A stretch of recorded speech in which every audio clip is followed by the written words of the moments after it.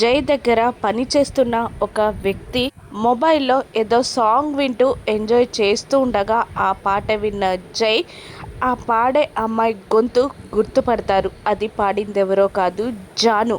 హడావిడిగా తన పన్నబ్బాయి దగ్గరికి వెళ్ళి ఆ ఫోన్ లాక్కొని ఆ పాట వింటాడు. ఆ పాట పాడింది జానుయే అని కన్ఫర్మ్ చేసుకుంటాడు జై.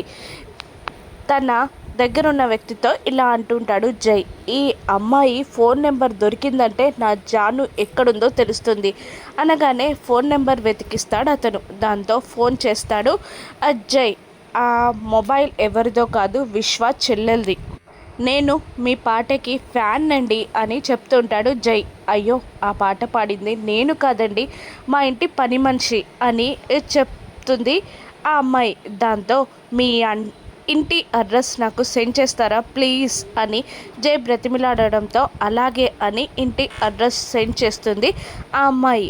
ఇక ఫోన్ కట్ చేశాక ఇలా అనుకుంటుంటాడు జై, శ్రీరామ నవమి రోజున రాముల వారి కళ్యాణం జరుగుతున్నప్పుడే నా జాను అజ్ఞాతవాసం ముగియనున్నదన్నమాట అని అంటూ జాను తనకి ఖచ్చితంగా దొరుకుతుందని పక్కాగా కాన్ఫిడెంట్గా ఉంటాడు జై. ఆ రోజు సూట్ వేసుకొని గుడికి బయలుదేరుతాడు. మరోవైపు విశ్వ వాళ్ళ అమ్మని తీసుకొని జానుని తీసుకొని రాముల వారి తల్వాలకి వస్తాడు. ఇక అక్కడి నుంచి జాను పక్కకి వెళ్తూ ఉండగా జై తనకి ఎదురుపడతాడు.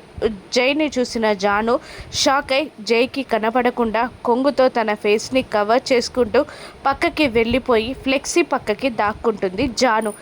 జై అక్కడ జానుని వెతుకుతూ ఉంటాడు.